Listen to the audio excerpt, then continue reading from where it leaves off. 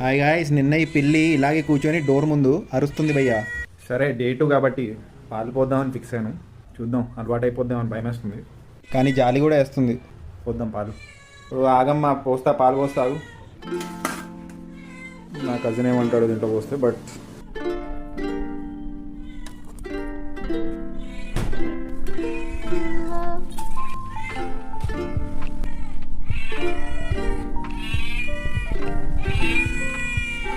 ఇట్రా పాలు తీసుకో.